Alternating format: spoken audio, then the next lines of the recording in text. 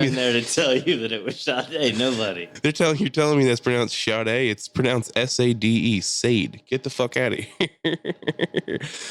What were you saying about Sade? Dude, mommy didn't explain to us that wasn't a white lady singing them songs. Mommy and daddy. Yeah. That's like a New Jersey thing. Isn't it? I don't know. I really don't. I think it's a Philly thing. We've been flamed for this before. Mm-hmm. Could also be. It's also like a country thing. You think? Yeah. Country people call their parents mommy and daddy. Well, actually, to be honest with you, it's not from our father's side. I think it's from mommy, because she calls her mother and her father mommy and daddy. My dad doesn't call his dad because they haven't talked since he was in his 20s. So like he calls that guy George. We're rolling. I guess we should get this started. Yeah. I got a little something for us too. Oh God. Some new intro stuff. Welcome back, everybody. We're here down in Baltimore with some familiar faces and a new one. Raymond, bring him in, everybody. With a guest this week. A pretty awesome one. Hey. I'm here. Hold on. Wait, George. Today we have someone very special on the pod to get into some interesting meat-related topics. I've heard people consider him a meat lord. That's really embarrassing. Not necessarily a Baltimore native, but he's kind of made his name here in the food scene. And over the years, he's acquired a lot of nicknames. Like what? One of them being the Scarlet Fever. Nobody fucking called me that. The Charm City Crimson. Seam Daddy. Also, I've heard somebody say the Meat Miser. First of all, you're making all this up. No, dude, I've heard all of the same nicknames. Honestly, I've heard a couple good ones too. Someone called you the Gumbo Garcon, the John Cena of barbecue meats, and the Spicoli of Meat Mont High. I mean, those were just names going around the city, bud. I mean, I was in a little hole in the wall, and they were like, have you met Spicoli?" But yeah, today we have a highly regarded chef here. We have my friend George Marsh, the king here. Thanks for having me. Yeah. How are you doing? This is great. I'm good. George Marsh. Great. It's like Stan. He's also the Stan Marsh of the meat world, I'd say. We have been thinking about rebranding me. As what? The Scarlet Fever. Did you know? Well, like it's just not like Big Red. That's I guarantee you that if I was trying to go on to some sort of like Food Network show, that there's no way they'd be okay with just calling me George Marsh. They had to turn it into something else. Dan's sure that's why like we haven't been noticed yet. It's because of my name. You need like 2 initials before Marsh. GK Marsh. What he thinks is really hilarious is that sometimes when I tell people what my name is, I'll say George, but they'll mishear it and think I say Torch. And so I get that he thinks I should be called Torch Marsh. That's actually a good name. Yo. He's like, hey, my name's Torch Marsh. We're here to talk about sandwiches. People think I say Brandon or Brad sometimes when I say my name. And I'm like, yeah, no. Sometimes I'll just be like, yeah, that's it. Oh, dude. My neighbor, my name is Declan, obviously. And my neighbor she's refused to learn my name. She calls me Derek. She's like, Derek, how's your baby? I'm like, God damn it, Patty. Oh, it's Patty. Dude, Patty's a piece of shit. Dude, my old racist asshole neighbor. Dude, she's insane. Oh, wow. I thought for a minute you were talking about the Patty from 29th Street Tavern. No. There's a lot of dirtbag patties around here. Long John's. Oh, okay. Long John Silver's? No, it's like a neighborhood bar. It used to be called Long John's. Now it's called 29th Street Tavern. But Patty was this like really Baltimore bartender. That's funny. What do you think of Long John Silver's? How do you feel about it? The fast food chain? I don't even know. I don't think I've been to a long. It's probably since middle school since I've been to one. I subsided on them. We used to live next to a Taco Bell Long John Silver's. Remember that? Yeah, the combo. And I sold fundraiser cards one year, and it was a buy one get one free entree from Long John Silver's. So I'd go in there and like, give me 2 of the fish platters, Mike. You're out there pushing weight, Long John's, dude. I mean, I got extra hush puppies by name. Yeah, fucking Javier was there until 11 every day. I was like, bud, don't give me that last week shit. Give me that today shit. That's fucking funny. Fucking fresh attic pussy. Dude, you love fast food. Aren't they the one they got like totally shut down for some sort of weird like French rats in the fryer or like somebody. There's some story about like how all the employees had like sores all over their arms or something like that. It was like a disease going through the place. A staph infection outbreak. Yeah, it was something like that. I remember like Ohio. I don't remember, but so why I brought that up is Raymond has like introduced a little bit of your story to me, and part of what we want to talk about today, one is the meats. I like the meats, of course. This is a house of God meats, Yeah. right? We say a little prayer sometimes. In nomine Patri et Filii in prosciutto gabagool Deo. Their favorite. Our favorites. He's told me a little bit about your humble beginnings, which I was really interested by. Knowing that we were getting into this interview, I wanted to hear a little bit about it. So, like, I heard you were. Did you grow up in the South? A little bit. Where are you from originally? Where were you born? Where were you raised? Where'd you come up? I was born in El Paso, Texas. Interesting. But we didn't live there very long. I think I was 1 year old when we moved, actually, up to Falston, Maryland. Interesting. That's like when I was 2 completely different places. 2 or 3, we moved to Ocean Springs, Mississippi. Damn. Military family? No, my dad worked for Lockheed Martin, so interesting. We kind of got moved around a lot. They have places all over the world. So big family? No, tiny family. Are you like one of one, or what do you have? No, I have 2 sisters, one younger, one older. But the rest of our family is very, like, we're not one of those families with lots of people. Yeah, we don't keep in contact because everybody lives all over the country, and there's been a lot of feuding. We have blood vendettas in our family. We don't talk to sides. We're Italian. Well, I think that extends to pretty much everyone because there's pretty much we don't talk to anyone aside from our immediate family at this point. But so you're the middle child. Mm-hmm. Yeah, middle child. Yeah. I like that. Dude, the weirdos. Man. Yeah, right. Weirdo. You're not a cancer too, are you? That's what they say. Weirdos. Yeah. I was very intrigued by your story of, like, when did you start cooking? When did you get into the food industry? What was your actually? I'll ask this: what was your first job? Was it something food related, or was it something completely opposite? I was an obsessive skateboarder in my teens, and you know, when you're skateboarding every day, all the time, you need new shoes all the time. You need new boards all the time. You need, you know, wheels and trucks, and you're breaking boards, and, you know, going through a pair of shoes every like week or 2. So I needed money. My parents were tired of, you know, they weren't really the kind of parents to just give me, you know, like anything. I mean, they, you know, they were nice, great parents, but they always wanted me to, you know, they had to work for what I got. Yeah, they wanted to make sure that I wasn't one of those kids that grew up never having a job or never having worked. So when I was 15, I got a job. The only job I could get was a busser at Ruby Tuesday. Yeah, that sounds fun. So as the busser, you had to prep. So you came in, did prep for like a couple hours before service, and then but you're really prepping like the salad bar. You know, Ruby Tuesday has like that big ass salad bar. Where was this Tuesdays at? Where were you at in the country at this point? This was in Bel Air. So we stopped at Mississippi, but there are other places that I lived. So like that Ruby Tuesdays was in Bel Air, Maryland? Yeah, it's gone now. But yeah, that was my first job, and I left in a really funny way, or at least like, for a 15-year-old. She like a fucking ollie off the table in the middle of the dining room. So, like, fuck the system, man. Well, it was actually, I worked there for probably a year, and it was a really weird place. I mean, you had to like, my job as a busser was also like stocking the salad bar and keeping it maintained and stuff. Were you the only busser there? Yeah. So it was actually a pretty hard job just as far as like the physical.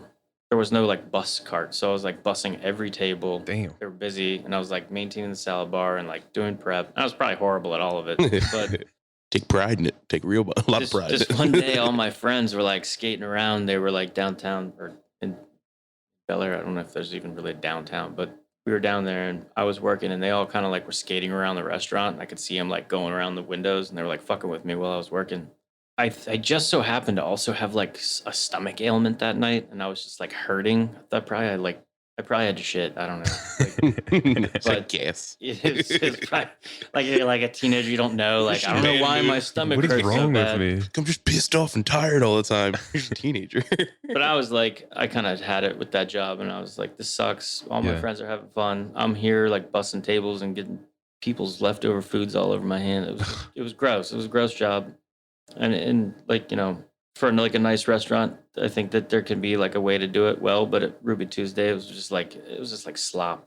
Well, how old were you at this point when you were doing 15. that? 15. So Did anybody else in your family ever work in hospitality and in the food industry, anything like that? No. You were the trailblazer. Like you can't. There's like no going home to be like, dude, I was in the weeds earlier. Like, and your family just doesn't want to hear about it, or they have no way to relate to it. Well, I guess my dad did work as a kind of. He wasn't a butcher, but he worked in a butcher shop when he was in either high school or college. And Interesting. He did like, I don't know, roundsman type stuff. He wasn't like butchering meat, but he was like sharpening knives and doing things like that for them. Helping. Mm-hmm. He was a helper. Yeah. But you know, the night that I quit at Ruby Tuesdays, I was basically just like in the middle of the dining room, and they were like riding me about getting to the next table to bust stuff, and I was the only one there, and I'm like, stomach's killing me, and my friends are outside like hanging out, and I just like dropped my bust tub in the middle of the dining room, and I was like, you know what? Fuck this place. This place sucks. Fuck you. Fuck you. And they were like, chill out. Everybody was like trying to get me to calm down, but I was like fiery young kid. Yeah. And I was just like, this place fucking sucks. I hate it here. Went out of blazing. So You're on fire, dude. I just quit. That's awesome. Hit a McTwister out the door. It was bad. But So speaking of your skating career, what was the move you told people for years that you did that you were like, I fucking landed that like a year and a half ago. It's fucking sweet. I got it on video, but I can't find the tape. What was your favorite move, George? What was your best move if you were to tell people like, I could do like a 360 ollie? Like the thing I think all my friends knew me for was probably the hard flip. Yeah. A hard flip or the frontside flip. I'm known for the hard fall. I suck at skateboarding. Yeah. That's hilarious. That's awesome. Yeah, I was not amazing, but. So you were in Falston, Maryland, and then you moved somewhere else. You said you were moving. So we were in Mississippi. Oh, okay. And from there we moved to Japan. Yeah. Moved to Nagasaki. How old were you when you finally moved to Nagasaki? Nagasaki. I guess 9 or so. It was 4th grade. End of 3rd grade, we moved to Japan. Yeah, so we're a little out of order here. So it was Mississippi, Japan, and then when did you came back to Maryland from Japan? No, then we moved to New Mexico. Yeah, Man, been all over. This is hard to keep track. It was a hard transition for a kid. Dude, that's culture shock in 3 different ways. Yeah. Deep South, Japan, and then to New Mexico, which is like, Southwest. Also like the Delmarva Peninsula. You were telling me about the school kids would do something to you in Japan? Oh yeah. I mean, well, Japanese culture is definitely different than ours as far as what's weird is that they're modest in a lot of ways, but then when it comes to like weird sexual stuff, they're just like there's no there are no rules. Oh, there's no rules. I mean, there might be now, but when we were there, I mean, like they would do stuff like we were on a swim team, for instance. I don't know if I should be even saying this in front of a camera. But, you should hear the next question I was going to ask. Don't worry, we can cut anything. I don't know. I might have been. That boy was touched. Yeah, so we were on the swim team, and like you're wearing a Speedo. No, the girls are wearing their swimming thing, whatever, one piece. One piece suite. And so they would do this thing where, like, when you went to go sit down on the bench, they put a finger up on the bench, and you go sit on their finger, like with your Speedo on. What the fuck? Like, finger goes up your butt, unless you're like really clenched. That was the teacher. The teacher was doing that. The instructors would do it to the kids also. That's creepy. That's weird, bro. That's and other stuff. I mean, I was on a baseball team too. I quit because of the molestation. Dude. That's how Shohei Ohtani got good. They're like, one finger in your butthole every day. Yeah, so like when you were in Nagasaki, did you like walk around with this air like, yeah, I'm American, say something? It was not hard for them to recognize that we did not belong there. I mean, I was the only redheaded person that probably has ever stepped foot in. They've never seen Nagasaki. a ginger before. Also, no, I mean, they would literally like there would be groups of kids that would like school kids dressed in their like Sailor Moon outfits running down the street, and they would all either grab or smack my hair as they went by. So like 30 kids would run by, like smacking and grabbing my hair, and What the fuck? I would be so mad. is there any like type of distaste for Americans? Surprised you didn't become a school No, they shooter. love- we blew up Nagasaki. That's why I asked that question. Yeah, well, so only on like the anniversary. Yeah. Then they kind of at this point, I don't know if things are different now, but when we were when we were kids there, they were basically like, Americans should stay home on this day. Like, don't go out. Should probably. But they were very excited about Americans. They were very their hospitality is incredible. I mean, they are amazing people. And I love, I would love to go back. The food is incredible. I'm very intrigued by the Japanese culture. Yeah, they just have some weird sexual stuff going on that I feel like they also blur out all the wieners and little pussies. I don't know why they're doing that. But I mean, aside from that, I mean, they were amazing people, and the food, dude. The food is insane. Yeah, I think that's where I think where I started to get into food. Yeah, was in Japan. Like, it was hard also because you're a third grader from Mississippi. Yeah, moved to Japan, so like if you want pizza, I don't know why, but all their pizza tastes like fish. Even if there's no fish on it, it tastes like fish. But we did once.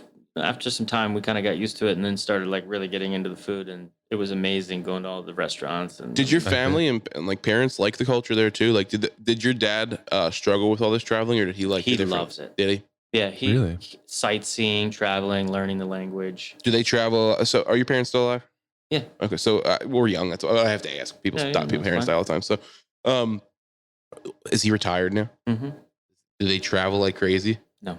Do they just stay at home and never leave ever again? Pretty much. Yeah, that's fucking. That's crazy. That's what it'll do to you. I don't know. I don't know life what. Yeah, I don't know. I'm scared of that. I love traveling. That's what I do for a living, and I'm waiting for like once I get off the road, I'm like, we're never fucking leaving again. Like, I don't know if it's as much my dad that doesn't want to travel as much my mom loves being at home. Gotcha. She just loves. Where do they live now? Hilton Head, South Carolina. Oh, it's beautiful there. Why wouldn't you? I mean, it is beautiful there, and they have a nice house, and they garden all the time. So all they do is garden. Sounds dope. A buddy of mine was the GM for the properties at Tall Pines Resorts there. He loved it there. I mean, Sea Pines? Sea Pines, that's what it is. Yeah, Sea Pines. Beautiful. Yeah. Beautiful property. There's like 7 different verticals of like restaurants there and everything, and they all like rotate on different schedules and whatnot. He was like overseeing food and beverage and everything. It was incredible. Yeah. That's pretty cool. It's a really nice place.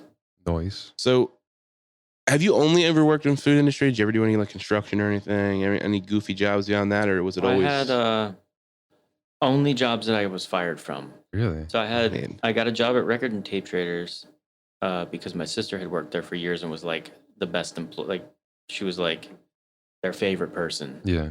She went off to college, and I don't know if that was the point where I was like, oh, well, like I'll take her position because she's leaving. So I like quit my restaurant job because I wanted to get out. I wasn't enjoying cooking. It was corporate places. That kind of it's not really cooking. Yeah. You're in the kitchen. You know how to like do stuff in the kitchen, but you don't really know how to cook. That's so. What place was that you were cooking at that point? I think Bertucci's. Interesting. Is that the Italian chain? It's like a. I've never been there. Like an Olive Garden. Like a Maggiano's, yeah, right? Kind of. Yeah. But I think it's like localish. Yeah. It's like a localish chain. Yeah, they're like I've seen. They're like I forget what restaurant group they're a part of, but they're like a 3 restaurant group. Yeah, I don't know. Yeah. I don't know. But I left there to go work at Record and Tape Traders and was just like the dumbest person there. I had no business being there. I don't know if I'm like. That's the music industry, right? Like obviously like records and all that. Like it was just record and tapes. You could like. So what would you do there? Like, you could trade in your old CDs or records or tapes, and then get new ones, and you could buy used stuff there. It was actually a really cool. That sounds dope, honestly. They had a bunch of them around here. Really?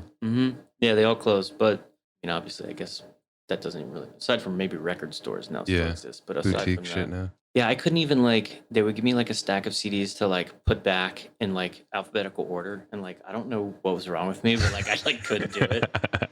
I like just became like a total moron when I got a job there. It was That's just hilarious. I was out of my element. Out of my element. I think they thought I was stealing. Well, they did think I was stealing. Let's get it straight. I You were was stealing. not stealing. I've never been borrowing gently. I've never been a thief. Like, and I just never have. I feel like I think they just thought because I was younger, maybe they were having some theft issues. Yeah. And I think they thought it was me, so they started searching me. Anytime, like if I took They the started trash, searching you. Yeah, if I took the trash out, they would search the trash first. Fuck? So I just stand there while they searched the trash, and I was not stealing. Yeah. And That's I think paranoia, I was just dude. really bad at the job. Yeah. And that, at the end of the day, I think they were just like, they're just trying to he may fire be you. stealing, but like, if he's not, we should just get rid of him anyway. And then you were like, fuck this. I'm straight back to fucking food. Yep. Rest of your Straight life. back to food. So where I heard you were the gumbo garçon is that I heard you were a cook in New Orleans. No. That's not Tom. true? That's Tom. Oh, man, Tom's I got excited about this, dude. Tom's the gumbo garçon. Oh, man, I made that whole nickname about that. Damn. Yeah. I was like, I guarantee he's going to have a good story. That's terrible. Have you cooked Japanese food at all? Like tried to recreate it in any way from those experiences? And A little bit. But Are bento boxes actually as like popular? Like, is that really a thing there? Yeah, because like so our parents would send us to these like couple a day camps, which is crazy to me. Like living in a foreign country, they would just send me and my sister to like a camp with all Japanese people like hours away, like camping. Yeah. Figure it out. Yeah, and we'd have like a brown paper bag with like a mushed peanut butter and jelly sandwich in it, like a juice box or something. Yeah. And these kids would show up with beautiful bento boxes tied with like beautiful like handkerchiefs, like carry them like that. And they'd open them up and they'd be filled with like amazing delectables. Their parents loved them. Okay. What do you think of natto? The NAATO, that stuff, that like fermented bean paste stuff. That's a different name, isn't it? It's a real the fermented like the sweet bean paste. Yeah, it's the fermented beans. Like it's got strings when you pull it. Yeah, it's almost like it looks Natto? sticky. Yeah, it's not. It's natto. It's like I don't know. Yeah, I just know it's like a popular thing they put on everything there. It's weird. I travel for work and like I always like see all these different cultures and like different parts of the country. There's like heavy populaces of people. So in Ann Arbor, Michigan, there's a heavy Japanese population. So like so much is to where like because there's so many, and I think it has to do with like a Silicon Valley aspect. Like there's like digital companies set up there and people working in those areas, tech shit and everything. And there's a lot of people traveling in from Japan. So much is to where the hotels I stayed in had Japanese style breakfasts in the morning. Oh, that'd be sick. Yeah, the it was awesome. Japanese breakfast is crazy. Awesome, dude. Fish head and rice, like miso soup. Sweet band too. I wish there was actually fish heads in it, but it was miso soup, just like everything and the nattos and stuff. And like you'd put like these like fermented beans with eggs. Like I'm gonna fact check you.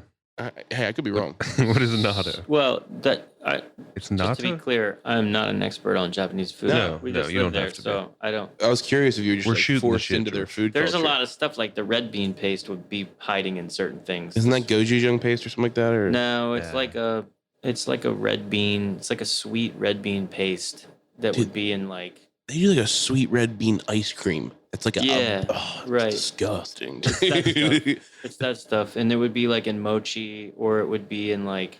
He's right. Natto, that shit. Yeah, I've seen that, but like I've not fermented. We didn't. Beans. Dude, I was loving it. It was the middle of winter. I'd go out to like Ann Arbor, Soybeans. and I'd have a cup of miso soup and scrambled eggs with like soybeans and like I don't know why I was loving this so much, but it'd be like the soybeans, soy sauce, the nigiri, and all these different things you'd put all over it, and it was incredible. It just makes so much more sense than like the sweet American breakfast. Like I love savory. A light savory breakfast, not like a heavy sugary sweet breakfast.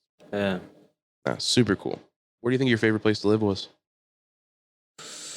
I don't know. I mean, they all have like really cool aspects. Wrong answer. Them. America. What the hell? Hit him with it, Raymond.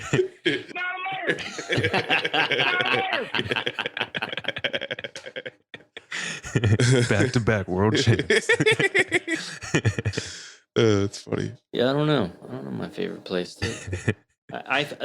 When we moved to Maryland, it was the first time I felt like I felt like I belonged. Yeah. You know, I don't know. I mean, we were just such outsiders in Japan, and I was such an outsider in New Mexico, and like here, even though I feel like I've always felt like an outsider, I just, there were other people that looked like me.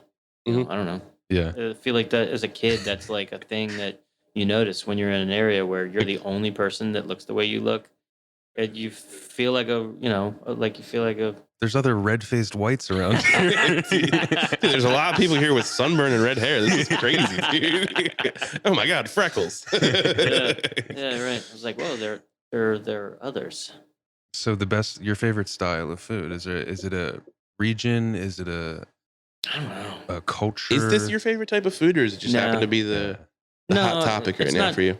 I don't have a favorite kind of food. There's so many Central and South American countries that have phenomenal food. I mean, all of Mexico pretty much is just like a food oasis.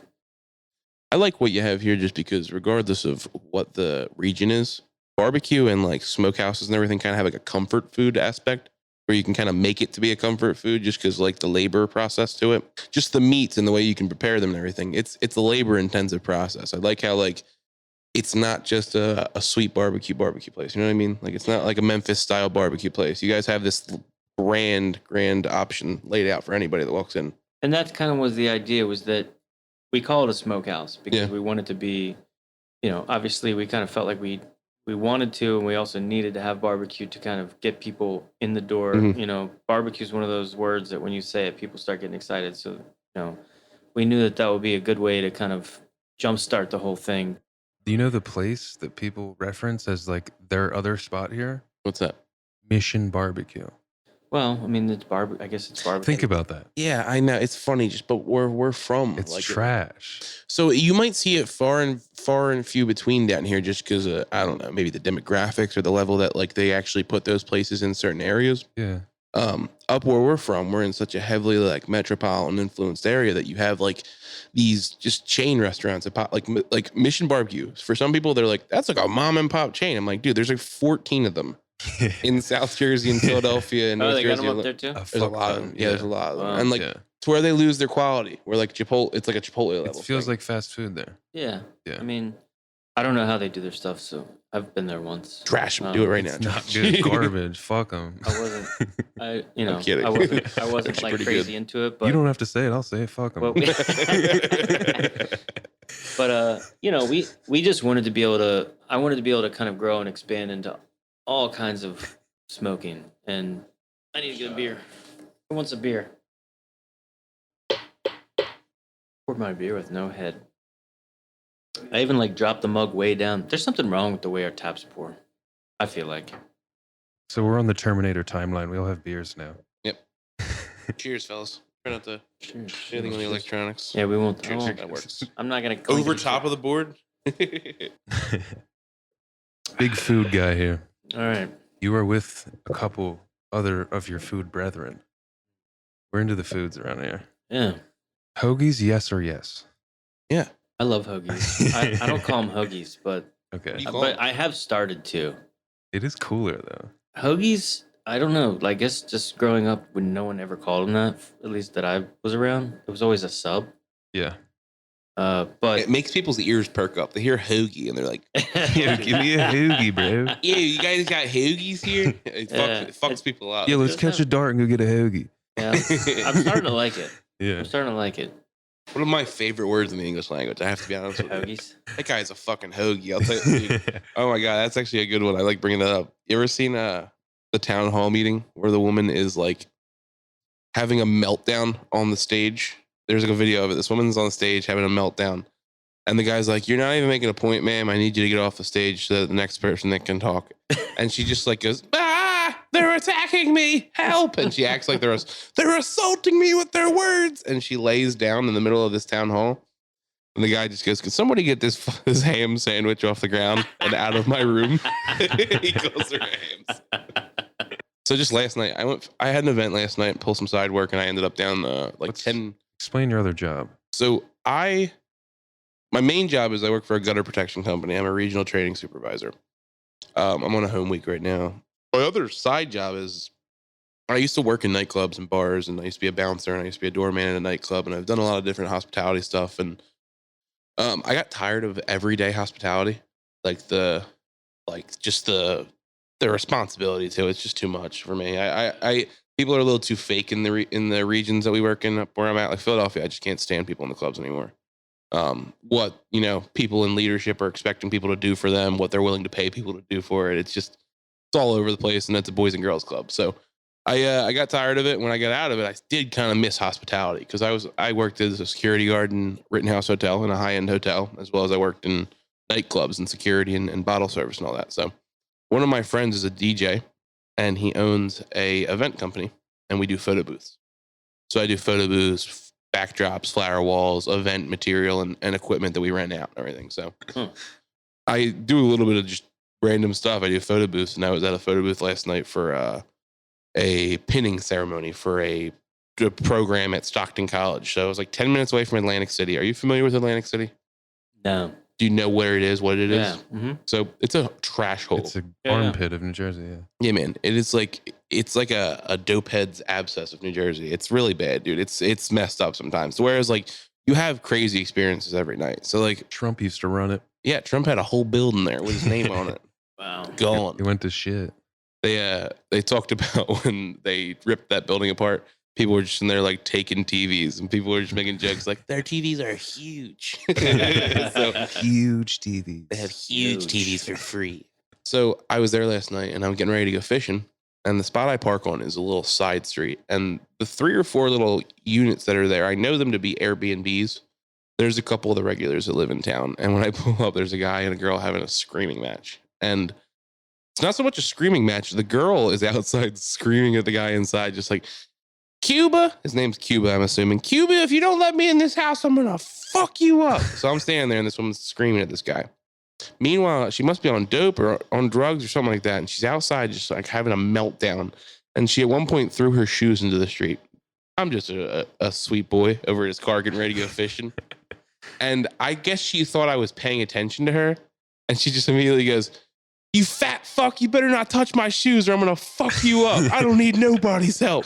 I don't need nothing from nobody. That's how you get your shoes took. Dude, bitch called you out. Dude, meanwhile, I'm Those sitting there, I'm like, shoes yeah. I would have taken the shoes. Meanwhile, I'm trying to act like I didn't realize that, like, first off, there's nobody else there. She called somebody fat. I didn't want to immediately go, you're talking about me? Like I knew.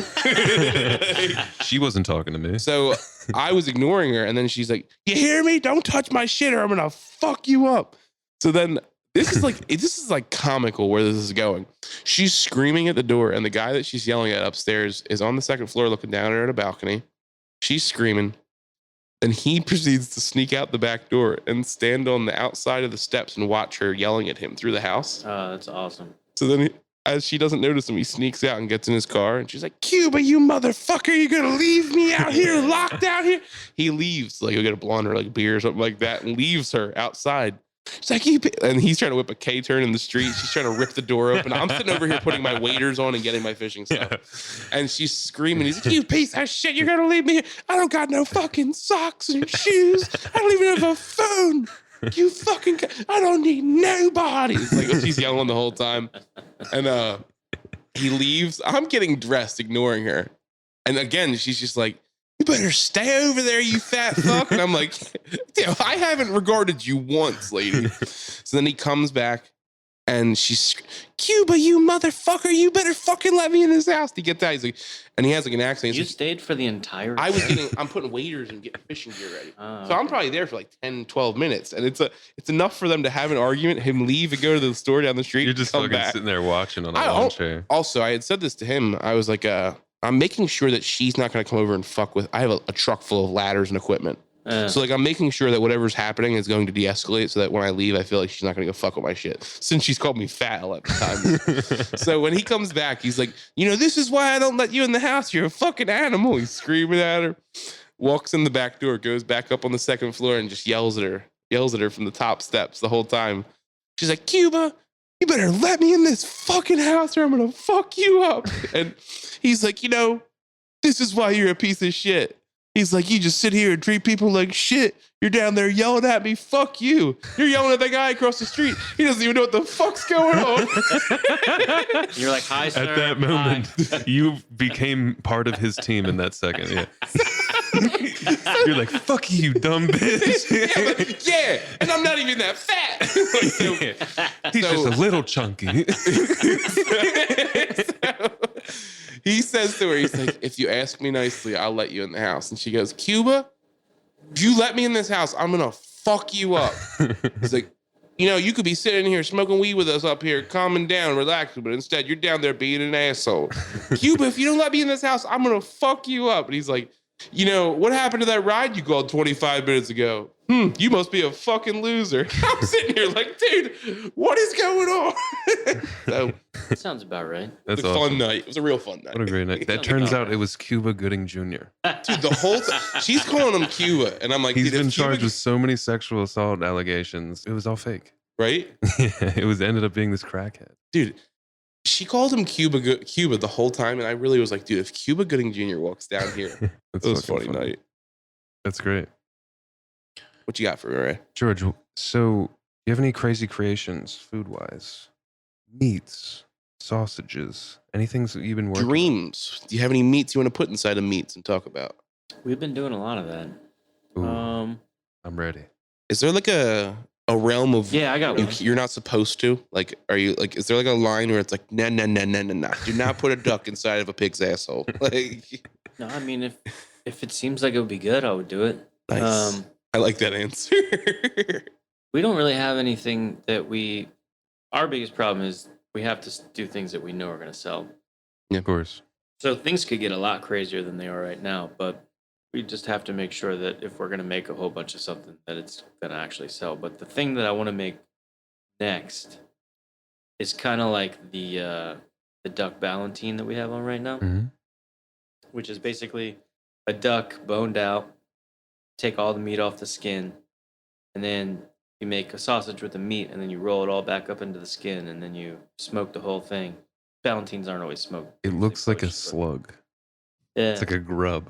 It does look like grub. Meat slug. Can I tell you, I love that you brought that up. I was listening to a podcast earlier, and the guy was like, do you ever try to do the worm? He's like, I tried to do the slug. I just laid there and got sweaty. I was like, that's a good one. Have you tried that? Like, have you eaten that yet? Have you tried that? Yeah, it's phenomenal. Is it? So you have a new rendition of this ballantine. Well, the one I really want to do is the original idea that I had was, have you ever heard of a hog maul? No. Sounds like a weapon. Where you take like fats out to a mall and they just all sit there and fight. Going down to the hog mall, my sister, she's gonna tear up another one of them big girls. It sounds like you get caught with a domestic dispute hitting somebody with a hog maul. Yeah. It sounds like it's a mall full of fat girls, honestly. So it's basically like it can be a bladder or a stomach, a pig bladder, pig stomach. Yeah. Like a haggis type thing. Kind of. Yeah, it's like a sausage mixture with potatoes and cabbage and onions, and the greens could change. I think you can kind of traditionally it's like sausage, potatoes, some sort of greens, onions, that kind of stuff. Where's that normally? What part of the world does that come from? Like normally, Pennsylvania. Does it really? Yeah. Interesting. Stuffed into a stomach and roasted. When you tear it open, it's just this like incredibly juicy and like super. It's really good. I made it at Woodbury, but I want to do one where it's the entire duck skin as the casing for the hog maul. So it's like instead of the stomach, it's like the whole duck skin. Whoa! Because then you can eat it. With a hog maul, you don't eat the stomach. That's just like the casing. Weird. Have you? Do you have more skin area, and does the flavor change if you were to choose to do like a goose or something different? A goose would be cool. I mean, do you have more room to work with? I don't. The reason why I asked bigger is, like, animal. Yeah, I was like, do you have less area to work with a duck that would really like achieve the same goal, or what? It'd be a little smaller, but not. I mean, the duck skins that we just had were pretty big. I mean, those portions are a quarter of a duck skin. Nice. Wow. Yeah. So I was originally just going to do a half duck, and then I was like, this is enough for like huge. Yeah, they're already big as a quarter. Got mad ducks right now. Yeah. I don't know why I've always been like drawn to stuffing meats into other meats. I think it's funny that you brought up it's like a Pennsylvania thing. Like you like, do the Amish have a lot of like interesting food preparations that you dig? Like yeah, they do. I mean, they have all like kinds scrapple. Of cool stuff. Your scrapple is phenomenal, dude. Our scrapple, this last batch was okay. The construction on it, the flavor's great, but trying to cook it is a pain in the ass because it has too much fat in it. The pigs that we used that week were too fatty. Yeah. One of the batches he got me, I want to say it was probably around like the holidays. It just came out great, dude. It's the same batch. I know. It's the same exact batch. Yeah. Well, we made one big batch, and we were going to do brunch. We were going to do brunch, and then brunch didn't really turn out to be much. So lunch has been. So we kind of took it off. But so scrapple hoagies. We're going to go with scrapple hoagies or scrapple cheesesteaks. Could do a scrapple hoagie. You guys you ever heard of the Witter Witowski? That's a place up in Philly. The kielbasa cheesesteaks. With cheese. No, it's actually the Witter Without is like a line in Philly where like if you go order a steak, I've explained this to you before. No. That's different. It's part of it. Wit or without. Wit, yeah. Delineates if you were to have onions on your cheesesteak or without onions. Oh. Okay. And then you add the cheese behind that word. So you would say an American steak, or the cheese before it, an American steak wit would be an American cheesesteak with onions. Okay, so if you say an American, because American is the cheese. Like if you were to get whiz, you go, can I get a whiz steak wit? Or a whiz steak without. Yeah. Oh. Yeah. So that's where the delineation of dude, you got to know what you're doing to go. Yeah, they'll flame you. Famously, Gino's Steaks, the tourist trap, has a sign on the wall that says, "It's freedom fries. Get it right." Wow. And he'll correct people. Can I get French fries? You mean freedom fries? Yes, you can. Still doing that? He's a cornball. The guy's got caught serving horse like 3 times. I'm not joking. I know the fact. Dude, I think I got caught serving horse. Like health, like horse. They're like, hey, horse meat. I thought you were saying like he's like giving food to prostitutes. I'm like, I mean, they got to eat too. I don't know. They're hungry. I just pronounce horse weird. Yeah, horse. Yeah. He's gotten caught serving horse. Horse I feel like is good, it'd be though. harder to find horse than it is to just use beef. I feel like horse is tasty. Where is he finding horse? Whatever it is, they've been getting it for so long. The markets there are able to get something. Like you have to have some type of end to be like, all right, we're gonna get a meat that no one gets. Like he's gotten, it's like documented. He's gotten in trouble for it in Philadelphia. Horse would be expensive. I feel. Dude, isn't horse is a delicacy, isn't it?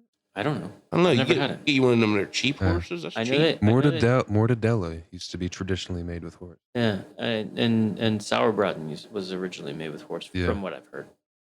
Yeah, sounds tasty, dude. I'd fucking take a bite. Well, it makes sense. I think horse, motherfucker. Like the fact that if it was made with horse would make sense for mortadella because like darker meats with higher myoglobin like emulsify, you can have they'll emulsify tighter. Mm-hmm. Yeah. So something that needs to be smooth and emulsified really fine makes sense to use It does. horse meat, I guess. It would be strong in flavor though. Yeah. So where I was going with this is there's a jargon that's used in the city now, and there's a place that like it has nothing to do with the onions. They have well, I guess it does have to do with the onions, but they call it a wit or without ski because the ski refers to the Polish side of it because they use Polish kielbasa. So they make a cheesesteak they chop a cheesesteak out of kielbasa and then they put a white cheese sauce on it. Damn. Okay, get down with that is what is it called? A wit or without ski.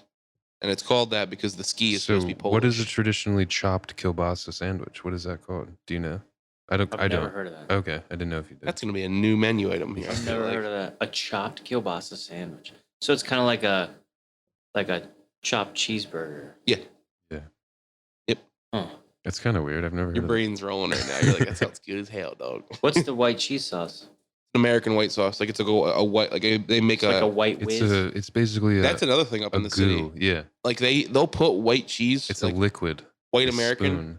Yeah, or they'll make like their own sauce. Like it's butter, cream, and an American in a vat that's just like put that on there for you. Let me get some of that. Is that considered whiz or not? No. That's just yellow. That's just white cheese. That's American cheese. That's considered the American. Well, what is whiz? Explain whiz to him. Whiz is you can literally go to the store right now. Go to like ShopRite, Acme. You're talking about like cheese whiz. Cheese whiz. That can that says cheese whiz. That's whiz. That's what that is. They make it all it is. They make it in a form that you can dump it into a vat for Philadelphia. Is what they do. Mm-hmm. It's the same thing. They make it. I'm down for that. I stand behind that. It's weird. Cheese sauces, cheese spreads, all the things that aren't really cheese that whiz. Yeah. I'm a big cheese guy. Like, so it's actually that stuff. Yeah. I thought maybe they had their own, like they were like using the word. Maybe it could be slightly probably altered. At this point, from like whatever their suppliers are, I'm sure it's like the cheese alternative, but like it's something that emulates that. All right. Yeah. Well, I like it. Yeah, it's. I don't fuck with it. Yeah. Really? I don't need it. I don't either.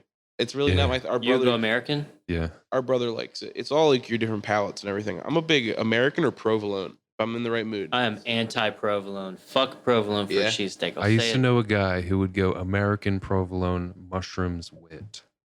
Yeah. The mix-up. Provolone. It just sounds confused. The basic. What is the provolone really doing at this point? It's gooey. It has like that. Has that texture of mozzarella, but it doesn't have. Yeah. If you get a sharp provolone, you get the flavor. True. Sharp provolone. A normal provolone, it's just cheese. That's all it is. Yeah, a cheesesteak with provolone to me is not a cheesesteak. Yeah. To me, more than anything, I put a provolone on roast beef personally. I love roast pork. Dude. I like provolone on an Italian cold cut. Yeah, that's where the provolone goes. I also like fontanella on a cold cut. You fuck with ketchup?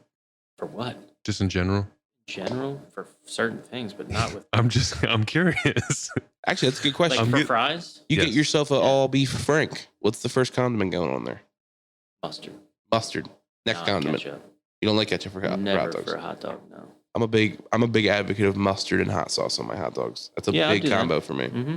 Hot sauce is good. Onions, raw onions, chopped up raw onions are good. I'm not a relish guy, but I do like the Chicago hot dogs with that like weird colored pepper thing. I don't think I've had it. There's like tomato. So Chicago style has it'll either be like a chopped cucumber, like a sliced cucumber, chopped tomatoes, and like something else on it. And there's a weird pepper that's like neon green that they put. It's like dyed. Just green. Luminescent. But it's like a specific thing. It's from I forgot the brand. It's a pepper sauce, but it's a mini pepper, and like that's what you're talking about. It's like a cocktail pepper. Yeah, but it's like unnaturally green. Fuck yeah, that shit glows in the dark. It's like Mountain Dew green. It does kind of glow a little bit. That shit's radioactive. You like Steak and Shake? You ever been there? Steak and Shake. It's been a long time. I love it.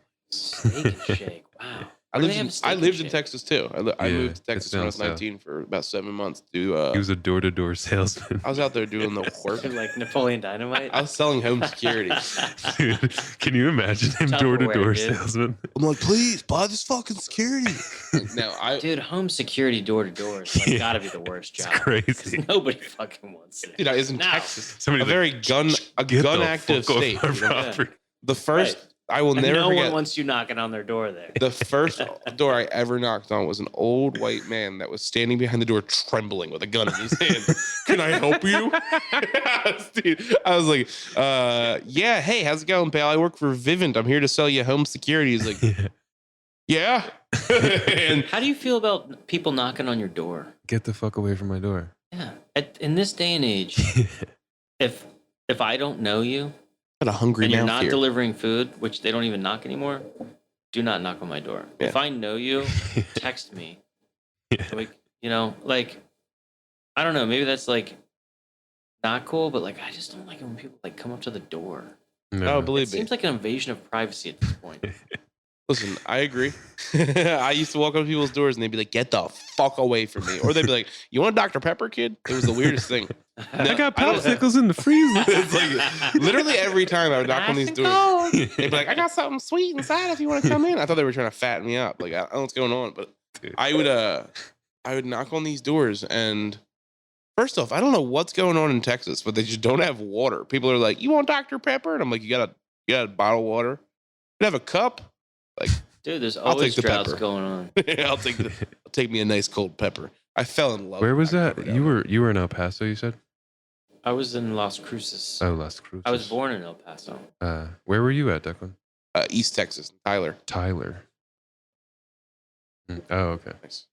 Yeah, El Paso is right on that border, right? Yeah. Like how Laredo and New Laredo. Maybe? Yeah. So how far up? You're at the top of the Panhandle is where El Paso is at, right? On the left-hand side? Probably hella shawties out there, I'd say. George, I have a serious question to ask you. What do you think about birds? Do you think they're real? Birds? Yeah, give me your take on that. The actual animal? Have you heard that before? That birds aren't real? Is this one of those new internet things? One of them. Kind of. How old are you, What was the George? thing we were talking about the other day? You look very close to our age. You look like a very young man. 41. Good for you. 41. Look like you could be hanging out with the boys. Young looking family. How you have kids, right? Mm-hmm. What's the oldest? 13 and 14. That's the two. You only have two. Mm-hmm. Are those I saw the names on the booths. Are those your kids' names on the booths? No, those are regulars. Nice. Yeah, people that we got in a little hard spot right before we opened and needed to. Investors. So we basically begged for money on GoFundMe. You sold 10% of the restaurant right there. Well, we had some good friends that put up a decent amount of cash. Yeah, they helped. And so they get their own booth. That's sweet. It was great. I mean, we had a lot of support. But how have you felt about this entire birds? Yeah, I they real? People going. Yeah. Who's saying they're not real? Dude, so I was fishing one night. You'll hear a lot of crazy stories fishing. And a guy was sitting next to me, and he's a friend of mine, and there was probably like 1,000 seagulls on like an island. It was like they were charging up, getting ready to they were honestly just sitting there, because they just fly all day, and now they're all just clumped together because it's nighttime.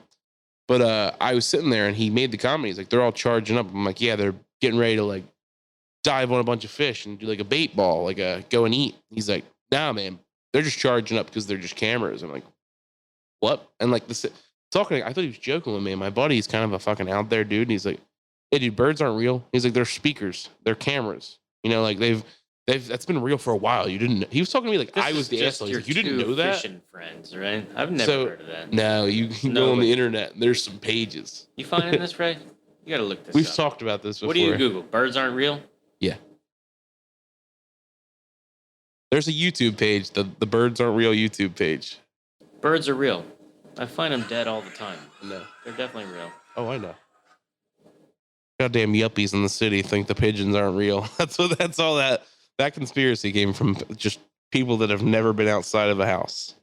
Yeah, but these are your fishing buddies. Those are just right wing also conspiracy theory So yeah, you'll actually say this too, probably off this. This kid, the same person said to me, he's like, yeah, I want to have a kid, but I don't want the woman to be in the life at all. I think we should. I'm down to just breed that kid, and then she's good. She can get out of here. I'll take care of it. Oh wow. He said this to me completely serious.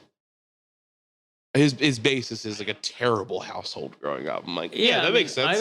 I don't necessarily want that, but no, I find it interesting to hear a guy say that. Refreshing. Yeah, I want a baby by myself. Yeah, it's I want to be a single dad. I don't know how I feel about that. Yeah. I think when you realize you but it's better than being I want to knock someone up and then get the hell out. Yeah. At least he wants to take care of the baby. Yeah. Now it's weird. I was like, so you want to be in a relationship with her, and if it goes south, you would just keep it? He's like, no, I'm going to tell a girl at the beginning that I want a kid and she can get out of here after we have the kid. Yeah, I mean, I think that sounds really scary. Yeah, doesn't it? I don't want to do that. I'm doing this with her, and she's doing this the work, and it's scary. I do not want to do that by myself. And we're back. So, I made a sandwich earlier. At home? Yeah. You know what? When you just try something, you have to make it your own way, or you try to emulate it. There's a coffee shop up in Philadelphia called La Colombe. You ever heard of La Colombe coffee? I have it right now. That's the coffee we're using. La Colombe. You guys use La Colombe? It's everywhere. It's not just Philly. It was a very a closed market on the East Coast for a little bit, and it just opened up everywhere. It was a smaller market item, and they got popular because they were doing draft lattes before everybody was getting popular with nitro brews and all that. So one of their lunch, they have a really good bakery in their stores a lot, and one of the places down in Center City has all these different types of they have something called a pizza Danish. I used to love, and it was a Danish, but it was made with a red sauce, cheese, and olives on it. Awesome. One of their other things they have is called a ham and butter sandwich. You ever heard of ham and butter? Yeah. Oh, dude. Country ham usually. Yeah, so they would do a French peppered ham. They would do it on a baguette, whipped butter, and a peppered ham.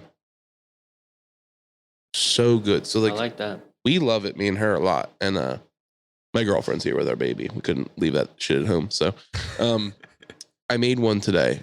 We really like our Amish markets by us, and they have a really good honey ham. And normally you do a country ham and whatnot, but I got baguettes from the grocery store, split them in half, put whipped butter, and I did a honey ham today. Oh, dude, phenomenal. You know what'd be fucking awesome is that porchetta spice whipped pork fat that we have.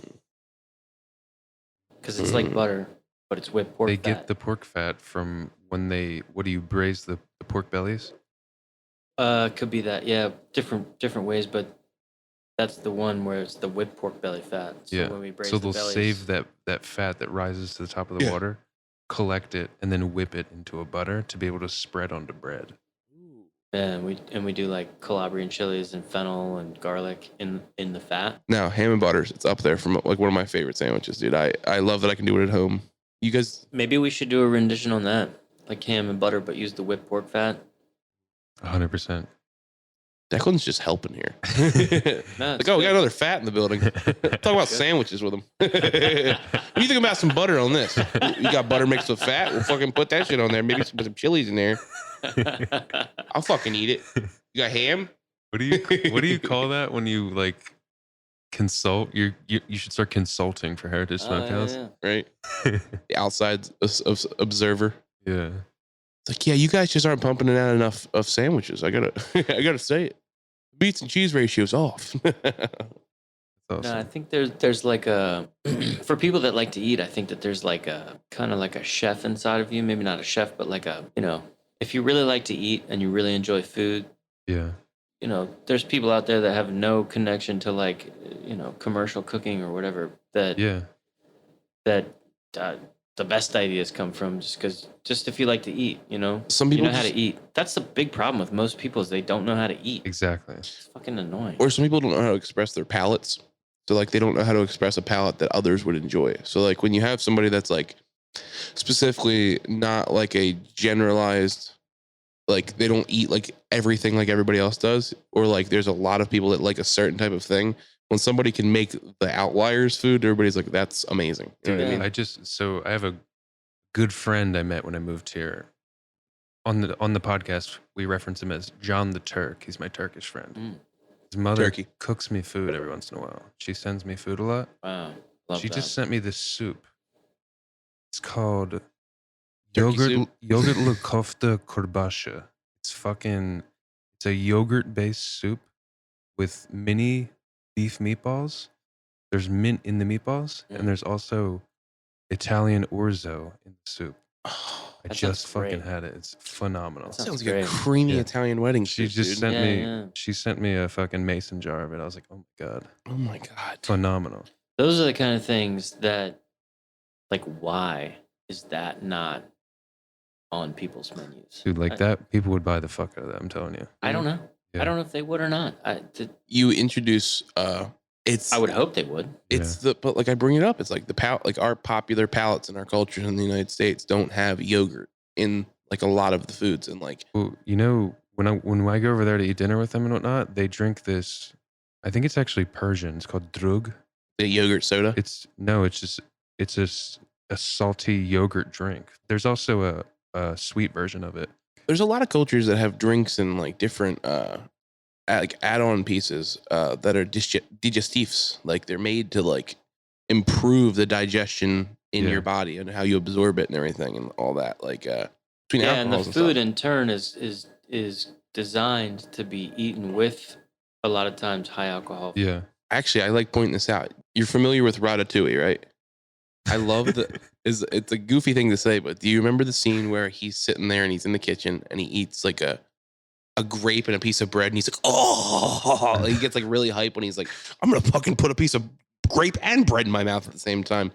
Until you like have tried something that's like a foreign or like a scary, you're like, that's probably trash. It's not something I'm going to like. I love like Syrian food. I love like Middle Eastern food. To be honest with you. Yeah, Mediterranean.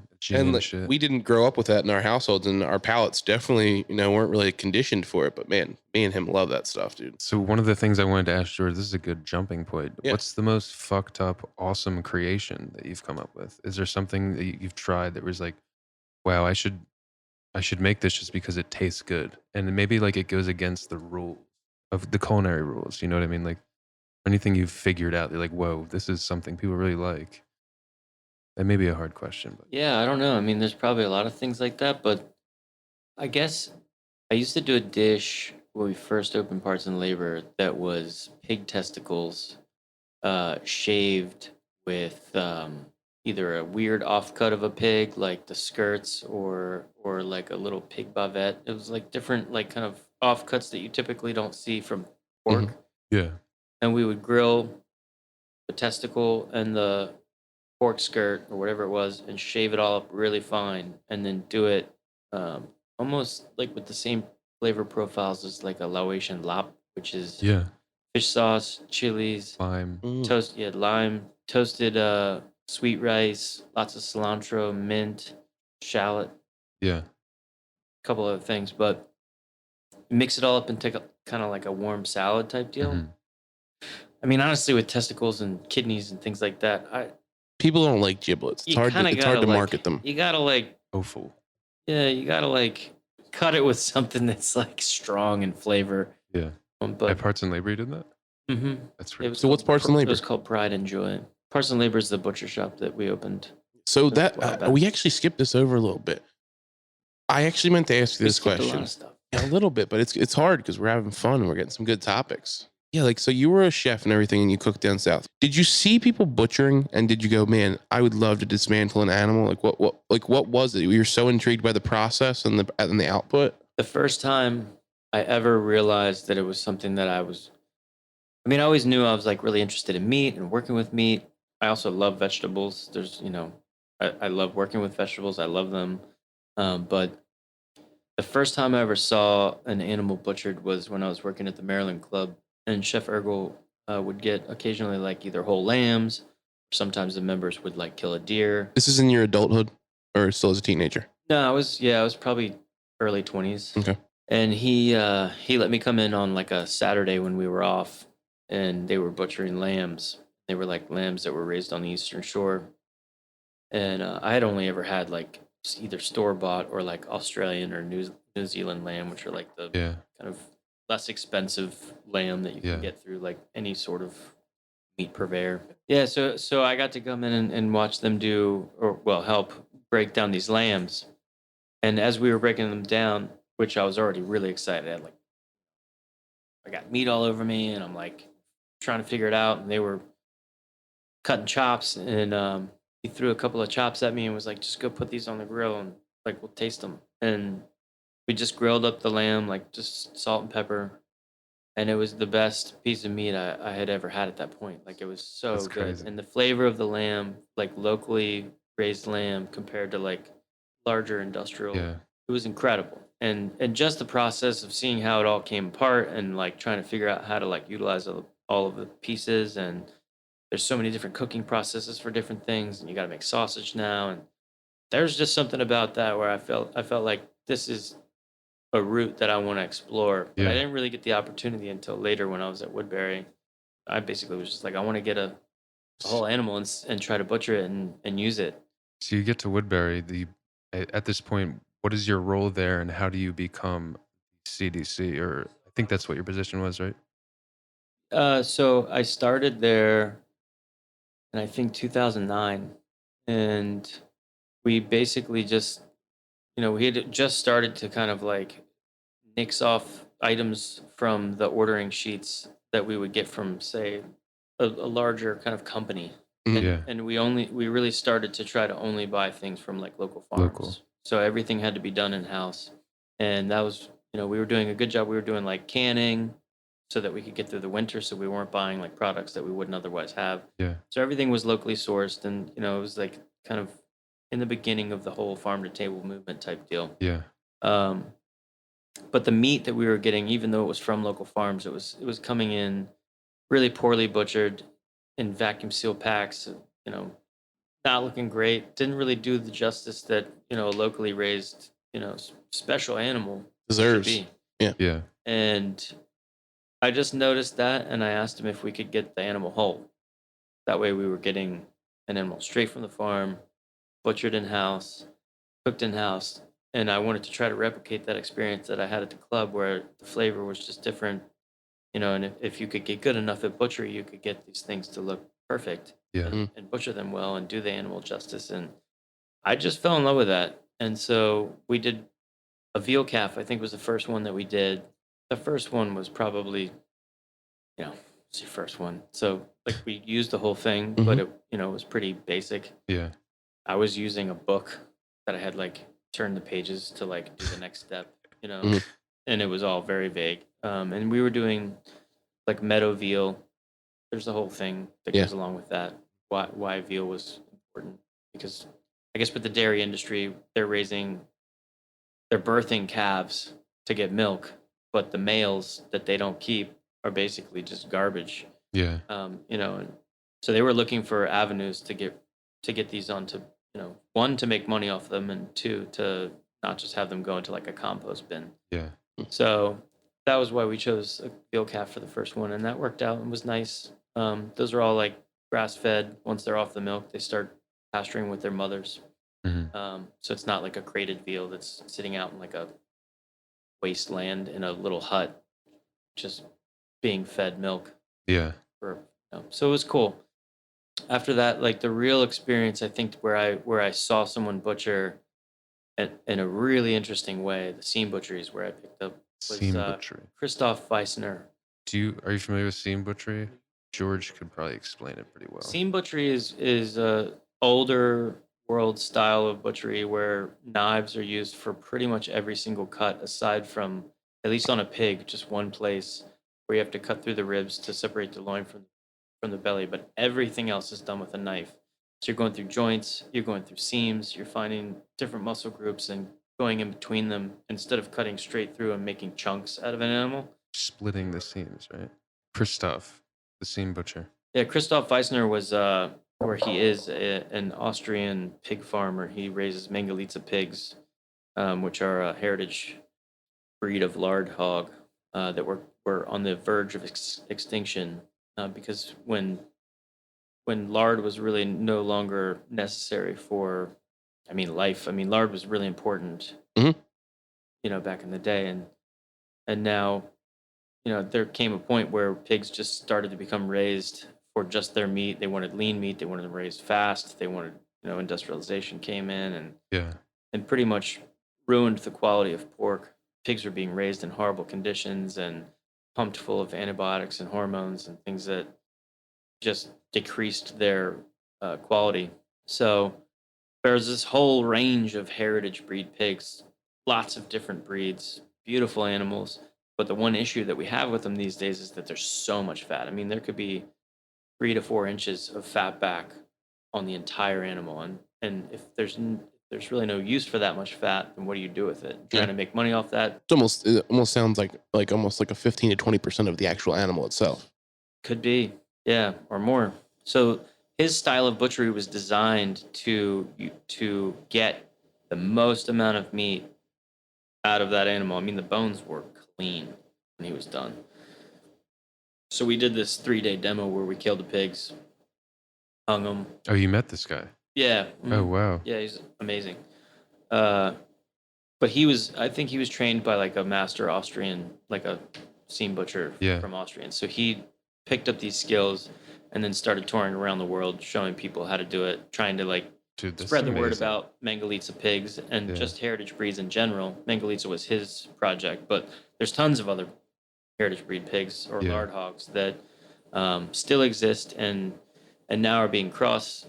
We kind of like crosses of those pigs. So if you take a pig that is either not a heritage breed or has less fat, and you cross those two, you can a lot of times maintain a really high level of like meat quality, keep a lot of the great qualities of that older breed, but tone the fat down a little bit. And that's a long process to try to figure out, and that we work with growers that have done a good job in crossing different types of pigs. And, I've seen a huge range of heritage breed pigs and heritage breed crosses, and I know what their different qualities are, and it was an incredible experience, honestly. Not many people get the experience that I got. It sounds amazing, honestly. It's phenomenal. It's really cool to be around that. So Raymond talks about all the time how much you guys have gained notoriety, as well as I don't know. I think so. In my opinion, I feel like you guys have done success here. In my opinion, from the growth of what I've seen from the beginning, it's hard to see it when you're inside of it. We're doing well. Yeah. Do you think you've set a standard for similar businesses trying to accomplish the same type of mentality in the area, or do they kind of try to compete with you? People in the city aren't doing this. There's a couple of other people that are playing around with it, and other people that appreciate it, that are excited about it. Would you consider yourself to have some of the best pork products or butchered products on the East Coast? Yeah, I mean, just because of the farm that we work with, the main farm we're working with right now is, I mean, Autumn Olive, it's Clay Trainham and his family that they have like an amazing. It's in Shenandoah, right? Mm-hmm. Yeah, but on his property, he's got 100 acres. A lot of it is in the woods, and that's where he does a lot of the like farrowing. So the pigs have litters out in the woods. There's some protection there, and it's close to it's on their property. And once they kind of get to a certain size, they move them down the road. There's another 400-acre farm that they move them to, and they strategically plant forage for these animals. And because they are heritage breed or they're crossed as Berkelitzes. So it's Ossabaw Island Hog and Berkelitz and Berkshire crossed. So the Berkshire helps tone down the fat quantity of the Ossabaw, but you are left with, or the goal is to be left with incredible meat quality of the Ossabaw, which is a heritage breed pig, and then tone down the fat a little bit with the Berkshire. So the other great part about him planting the forage is that it gets the pigs moving instead of just standing in the pen, building fat, eating, corn and soy. Yeah. Now they're foraging and having to move. Yeah. If you could sit there and talk to him for hours and he will just go on. It's insane. On. If you're ever wondering where your pork came from when you walk in this restaurant, I mean, people have a lot of questions about the meat industry. People are very turned off by pork, to be honest with you. I mean, lots of people don't have there's some really horrible stuff out there. I know. Yeah. It's hard not to. I mean, truthfully, when you see the quality. I don't buy grocery store pork. I mean, butchering the pigs, going and seeing him do it and going through the whole process with him and him showing us all these cuts. I've taken most of what he does. His was so meticulous that like he would draw a line on a lot of the bones and like peel the membrane off the bone with the meat so that the bone would come out like white. That's crazy. Yeah, because he was trying to. There was so little meat on these pigs because there's so much fat. Like he had to preserve everything. And when I saw that, I basically we bought 2 piglets on that farm and drove them back to Maryland in a Volvo. And like this girl that I was with, Brittany, her Volvo smelled like pigs for like 3 months. That's hilarious, dude. But I was in. That was it. At that point, awesome. I went back and I was like, this is what I do. Yeah. And I just did it. And that was during the time at Woodbury, correct? Yeah, that was probably my second year there. And they realized eventually that you could do this format strictly in another place, right? So over the next year or two, we basically got to the point where the whole restaurant, it was only whole animals. Yeah. So I was buying a beef, like 1 steer a week. I was doing like 2 or 3 pigs a week, maybe 2 lambs, maybe 2 goats, ducks, rabbits, chickens. All the fish was whole. So we're getting whole swordfish, whole tuna, whole, anything to basically from Cape May to Cape Hatteras was game. And then they realized then that this is where parts and labor came. Right? Well, it evolved. I just happened to be the person that was so excited about it that I couldn't stop. Mm-hmm. Yeah. And Spike, I think, saw that and was like, I'm just going to let him go. I think he was like, not only was he into it and he recognized that it was the direction that we should go, but he was also like, if this guy wants to go for it, let him, and which was really cool. A lot of people wouldn't do that. It was expensive to do. If he's a success, we're a success. If he's a failure, we're still successes. You know what I mean? Yeah, I mean, and it blossomed in a weird way, and it just happened. And we got to the point where the whole restaurant, it was only whole animals, and everything on the menu was from a whole animal. We weren't buying any cuts, no boxed meat, no vacuum sealed meat, nothing. And not only that, but it was the busiest restaurant in the city at that point. So it was a lot. There was a lot of processing. We had to figure out how to utilize everything. We had to make money off of everything. And having to do that in that kind of environment just turned into getting good at it. And then I just started thinking, like, I want to have a butcher shop. Yeah. Which was maybe a little early. I mean, there were other places doing it, but Baltimore, I don't know if they were really ready for it. The shop lasted, 4.5 years or so, almost 5 years. And I think financially there's just too much. Just too much. I don't know if it's the space. Yeah. Or I was really expecting you to be like, and that's when the heroin kicked in and we really fucked up. I should went in a dark hole. A much more interesting direction. No. It's like, and that's when I got caught with my pants down. At the time, I was going through a lot with my ex-wife. And then touching butts. They found me in a drunken stupor with a ham bone in my mouth in the streets. It was amazing. We opened the butcher That's fucking shop. awesome. It's awesome. I learned to how hear. to make salami. I learned how to cure and age country hams and do like copas and lomo and bresaola and Lebanon bologna, which is really cool. Knowing the caliber and the effort you can put into butchering, what do you think is your favorite meat to prepare and enjoy, like plate wise, like for like table fare? What's your favorite cut, and what's your favorite cut of meat to prepare? Is pork like really a big heart of your love? I do really love pork. Butchering beef is mostly about fresh cuts. Okay. There's some value added stuff that you can do for sure, but with pork, just from like a versatility standpoint, I mean, so many great fresh cuts, but so many things that you can cure or age, or sausages from pork. I don't really like. I just feel like pork sausages, in my opinion, are the best. Not to say that I don't love lamb sausage or duck sausage or I'm not crazy about all beef sausages, honestly. Maybe a hot dog or something, but beef relies on fat for flavor. It's very, very like based on the level of the fat. Really, I mean, think about it. The cuts of beef, some people like a higher fat content, some people like a lower fat content between like a fillet or like a porterhouse or like a brisket. Like but it also has to do with where the muscle comes from on the animal. Absolutely. So I mean, like a fillet, not only is it lean, but it also comes from a part of the animal that's not doing that much work. Yeah, in a back loin. You're talking about like part of the round or part of the shoulder, the chuck, then or the brisket. Like there's flavor. What's really weird is that the flavors of different muscles are different. Yeah. And you don't really realize that until you start cutting and cooking every single part and trying them next to each other, and then you're like, well, how does the flavor of the brisket taste so much different than a sirloin? Yeah. Or whatever. My favorite cut, I don't know if I have a favorite cut, but one I do love to do that a lot of people don't know about is the pork loin cap. It's a good one. We actually have some, which fucking crazy. What is that? Explain it. So at the top, closest to the shoulder, where the pork loin ends, where like above the Boston butt, like above that. It's just below. So like Boston butt is shoulder, and then the next cut and the next area would be like the rib loin. Okay. So you're talking about rib chops. Okay. Okay. And on top, right next to the shoulder, there's a little cap that sits on top of the rib loin. And when you peel it off, it's kind of a thin thing. It looks like a piece of pork belly almost. Okay. And it's got a thick fat cap on top. Trim it down a little bit to like, I don't know, maybe just over 1/4 inch, and then score it. And then do it real slow in a pan the way you would cook a duck breast, with fat side down. Cook it for like 20 minutes on low. Just let it render. Starts to almost confit in its own fat, but then starts to fry. And all of the fat gets golden brown and crispy, like super crispy. And you cook it almost the whole way on that one side, and then you turn it over, just kiss the meat side, baste it a little bit. And it's like a cross between a pork chop and a duck breast. Dude, I like what you guys do with pork belly in general here.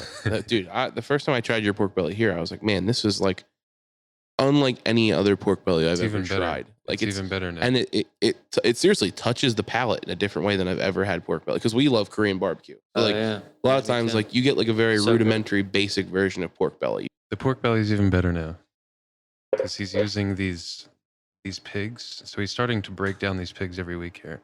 He did it today. He's using the bellies from these heritage breed pigs. The Berkeball, the cross between the Berkshire and the Ossabaw.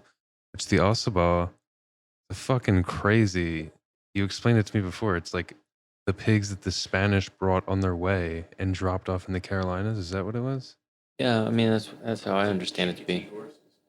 There's a lot of like history. Well, I mean, early colonialism was Spanish culture. I mean, that was like the first people to settle the United States was like Spanish people. I feel like it kind of makes sense. Like if you were on a voyage like that and you wanted a guaranteed hunt, it makes sense to drop a bunch of pigs off on an island where you could corner them. I'm trying to start a softball team for the restaurant and call us the Island Hogs. That's a good one. When I was door to door, the majority of the people I was working with were Mormons. So they would migrate from like Provo, Utah, or wherever they were invited from. And one of the guys that I worked with was from Hawaii. I owe that guy money. That's why I bought a car from him and I still owe him $60. Like, Dude, I bought a car from him the week he was leaving, going back to Hawaii. Dude, I think you owe me money. Yeah, whatever.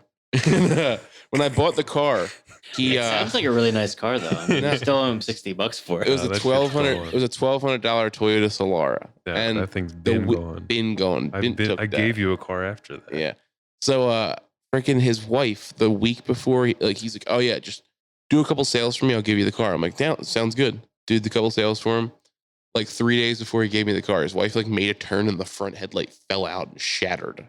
So he I got the car from him. Right there.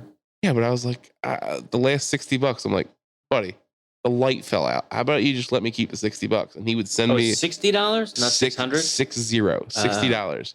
And this thing sounds like a fucking hoopty, dude. Yeah, and he would that's a piece of shit. I drove it back from Texas. Dude, it was sweet. It was a Toyota Solara. It was a 2-door Solara. Picture my big ass and a 2-door V6.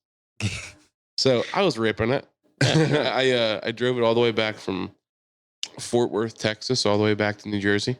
And I bought it for $1,200 technically. What year? 02. Sweet machine and a V6. Had some purr to it. I was low to the ground getting mamas. Shit was eating. Yeah, this thing's a hoopty, dude. This thing's a lemon. This is a lemon. What color was it? White. All white. Ooh, white? All white. The white Solara? White Solara. Whatever you want to say it. Toyota Solara. Show him a picture of it, Raymond. Sounds like a Toyota Enchilada. It's a piece of shit, dude. It's like a Camry. No, it's just a piece honestly, of shit car. 100%. It was a 2-door Camry. They said that it was a Camry made on the same chassis, but a 2-door design with a V6. Yeah, Percocet dealers drive. So it's basically a race car. Pretty sweet. I wanted to go fast. Yeah. I'll never forget. Bought the car. The last day I knocked doors. I knocked on a person's door in a trailer park neighborhood where they didn't have doorknobs. And when I knocked on the door, what it's called, knocking doors. Yeah, I like knocking doors. I was out back knocking doors. I was out there knocking the doors, doing the hard work. So I was over there, right? This John was talking to me. No, I knock on this door. This is almost sad, but elderly couple kind of sounds sad. Elderly couple taking care of their grandson who has severe mental retardation, and it's sad because I'm selling them a home security system with a life alert button in it. And the husband wanted it. He's like, I just had my 3rd triple bypass. My wife just wants to have a button so if I keel over, they know I died in the back. That's pretty much the explanation I'm getting. Donnie's dead out back. The grandson is my age, playing Xbox in the living room, having temper tantrums. I'm like, what the fuck is going on? Hard. And I can't get them to pass a credit card, a credit check. They wouldn't pass a credit check. I call my manager. I tell him what's going on. He goes, well, they got their grandson there, right? He's an adult. I said, yeah. He's like, run his credit. I was like, dude, they don't even have a fucking doorknob. He's like, buddy, make the sale or don't make the sale. And that was the last day I ever knocked doors. Yeah, that's awful. I went back to the hotel. I said, buddy, I'm done doing this. You can go fuck yourself. And I drove home the next day. And the girl I was hooking up with at the time, she was from Yosemite, California. And the week before, we had worked together and sold a gay black dude in the hood, a house. And his name was Reggie. Reggie was cool as hell. And he was like, I know you guys are kids. If you ever need some weed, let me know. And the day I left, it was 11 o'clock at night. I got 2 cheeseburgers at Steak and Shake. I hit her up. I said, Shirley, I need some weed. Can you hit up Reggie? So I was an hour and a half, 2 hours west of Texarkana. Met gay Reggie in the hood. He hooked me up with a half ounce for $35 with some Reggie. Rolled a couple blunts over in Texarkana and drove that Toyota Solara all the way back to New Jersey. Wow. Fucking. He said adios. He's like, yeah, pretty much. The guy was like, man, where's Shirley? I'm like, she lives back in California. He's like, yeah, they're such a sweet couple. I'm like, yeah, I'm never going to see that girl ever you talking again. about Big Cheryl? Talking about big sweet Shirley? Yeah, for being a Shirley, she wasn't a big Shirley. Really? You'd picture me with a big Shirley, but she's a little Shirley, a little Spanish Shirley. That's funny. Damn, my heart just goes out to those old people. I know. Dude, it broke my heart. Seriously, I made a life-changing decision there. I was like, I'm drawing the line.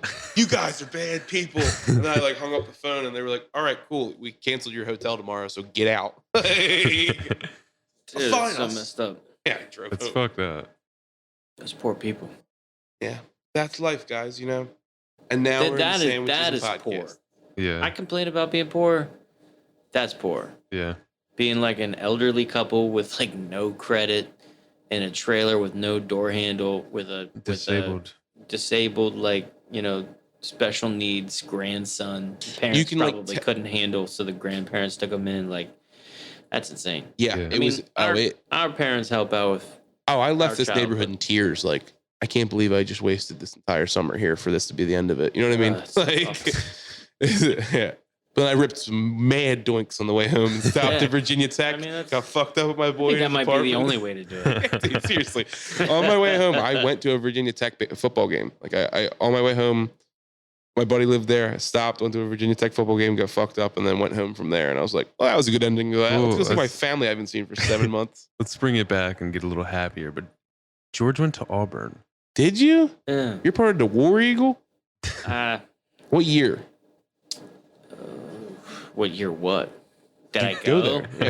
Yeah. I went there in 2000 and left there in 2005. The last 5 years, nice. No degree, right? No, dude. I was so far from a degree. I was the last 2 years was just me, just chilling. You're just hanging. You're like, George, you gotta go. Trying to figure out, like, am I gonna keep living? You guys butcher hogs here? I failed miserably at college, but 2 years I just hung out. Was it a cool school, Auburn? No. I mean, depends on who you talk to, I guess. I was not part of it. I was gonna say, did you have a college experience? You were an really outsider. Just go there? I was definitely an outsider. I mean, you're talking about like a skateboarding, like. I picture you with Spicoli hair. I'm telling you. With what? Spicoli's hair, like Spicoli from Fast Times at Ridgemont High. Oh wow. He's like got your like reddish blondish hair and then just longer. I had all kinds of weird hair, and that was probably part of the problem. But nice. Auburn was more of like at this point, I don't know what it was like in the past because my whole family went there, but it was like a fraternity, very fraternity driven in the like pink polo shorts, like penny loafers, like type of way. You're walking up to guys with their collars popped. Like, you guys like pigs and shit? What's up? Collars popped. I was like not in the same, they were like, I don't know. They were just goobers. It just didn't mesh with me. But what I did find there was a group of people, kind of the people that weren't in the college, that just lived there. The transients, the workers. Those are the people that, kind of the janitors, the people that mowed lawns and stuff. Like, those were the people I really did connect with. Were people that weren't in the college, and I kind of did start to like mesh with the actual people that live there, and then I felt at home.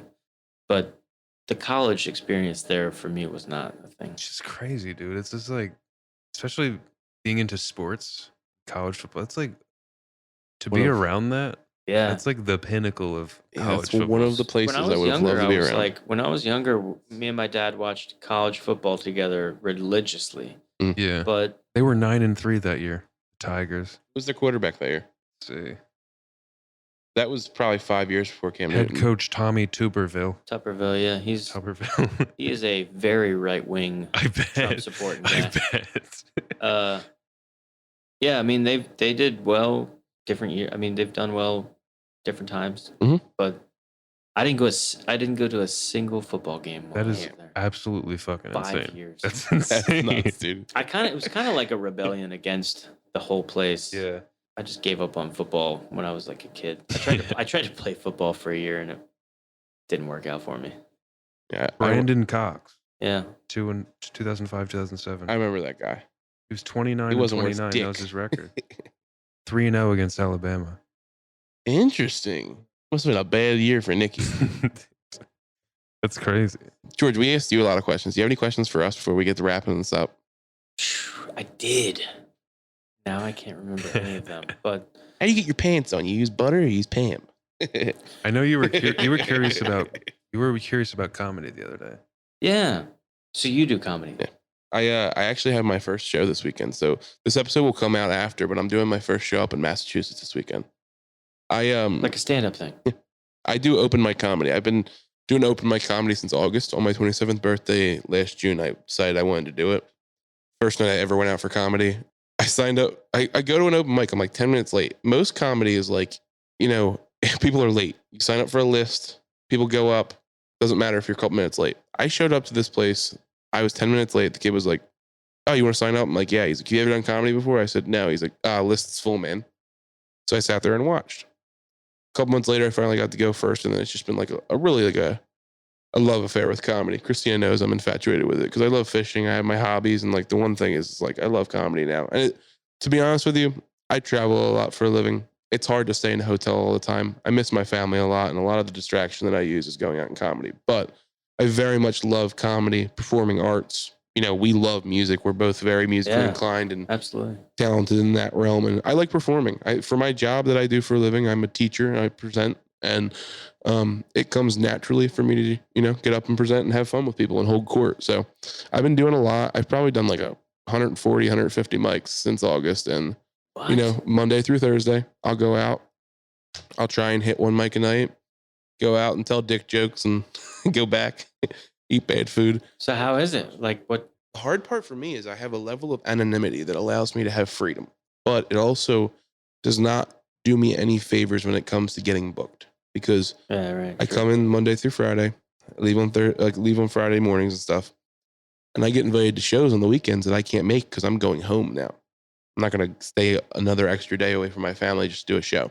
So I've said no to a lot of those. And recently, a guy asked me if I wanted to do a show this weekend, and I'm home all week. So it kind of allows me to be home, see the family, be around, and go do the show. She was going to come with me, but it's going to be a 9:00 show, so it's kind of hard to bring my out of the question. Yeah, bring her and the baby. It doesn't really work, especially it's a 3.5 hour drive. So, I've been turning down shows. I just got offered a show in Portland this past weekend I couldn't do. I got offered other shows in Western Massachusetts and Connecticut I couldn't do. I finally was like, "Hey, this is it." Someone offered me like a show and I have some time. And I called Christina. I was like, "Hey, can I do the show?" And she's like, "Yeah, do it. Let's do it. Let's start. Let's have a try." So I wouldn't be able to do this without her support, honestly, but it's my first show this coming Saturday. This episode will come out after it, and I'm really excited. I love comedy. I love stand-up, and I just love the direction in which a lot of like comedians have decided to just fucking say fuck it. And I don't give a fuck about your stupid like sensitivities and all the shit that we have to try to work around as far as what we can and can't say. Like, but it's about not what comedy is about. Is it funny or is it not funny? That's literally it. That's it. That's the expectation too. Except that there are so many people out there. Everybody has their little sensitivities, and you could say one wrong thing, and suddenly that person hates what you're doing. Of course. It's like, first of all, me and Raymond I listen to comedians that like I don't necessarily agree with everything they're saying, but it's comedy. Yeah, I'm not gonna like write a letter or like satire, walk out of a show. Like, come on, give me a break. Yeah. Like, are we really that sensitive these days? It's ridiculous. Yeah. Humor is humor, and that's why the statement people make is what you don't have a sense of humor. The sense is that it doesn't have to be your opinions or your jokes. Is it laughable? Is it funny? Do you find comedy in it? Yeah. And if someone's laughing at you, it might be okay. Sometimes it's okay to get made fun of. Yeah. I don't know. Look at me. I know. I don't think there's like, you know, I certainly know what it's like to be made fun of. This was an amazing episode, honestly, having George with us. But fun. I had fun.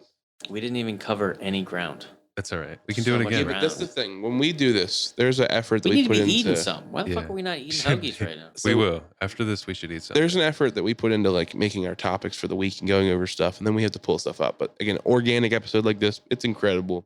It means the world to me and Raymond. It's worth its weight in gold, and I really appreciate this, George. Seriously, it's been a fun episode. And you can find this place on York Road, 5800 York Road. Thanks, Ray. In what's this neighborhood called? Govans. It's in the north of Baltimore, right on the edge of Baltimore City. If you're in the city of Baltimore and you really like meat, you love, smoked meats, or you really are looking for something that's not the same place. We're not looking for the same steaks. We're not looking for the same cuts of meat. If you're looking for something that's really going to rock your socks and obviously, give you an opportunity to open your palate, you really should stop by here and meet George Marsh and his family that he has here. Oh, seriously, they have a great restaurant going here. Raymond lives in this motherfucker. Yeah. Raymond's their sweet boy. Also, Ray, thank you so much for pulling through this last weekend, dude. I will say this completely as like a person on the outside. Raymond's interview with you and offering him an opportunity and to see where it's led for him. It's an awesome thing to see.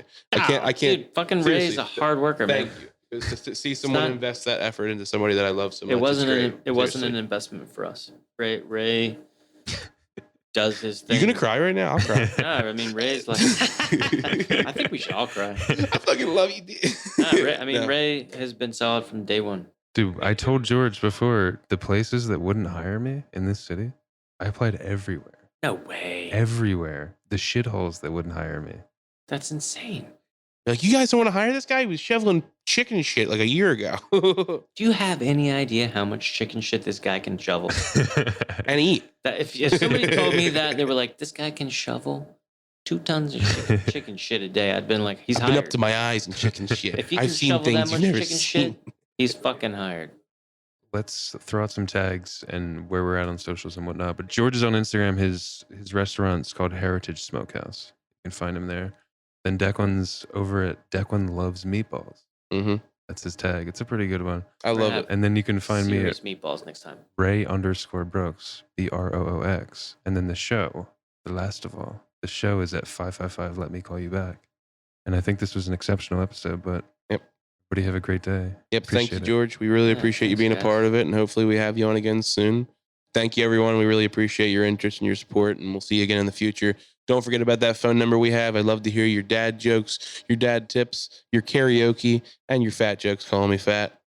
And Raymond, what's that number you got there for us, pal? 215-360-3451. You can call us, leave us a message, or text us.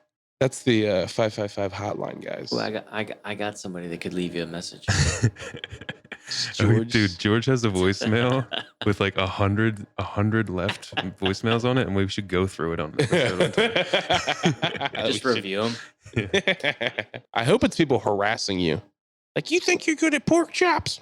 I think we should go make some hoagies. Christina wants a hoagie. I think it's hoagie time. You hungry, hon? Yeah, she is. Look at her. She's smiling. She's like, I could eat. Thanks a lot, guys. See you next time. See you guys. Thanks for listening. We hope you enjoyed this episode. Please rate, review, and subscribe on Apple Podcasts. We would really appreciate the support. Find us on Instagram at 555 Let Me Call You Back, and on Facebook at the Let Me Call You Back podcast. You can find comedian Declan Brooks on Instagram at Declan Loves Meatballs. See you next time.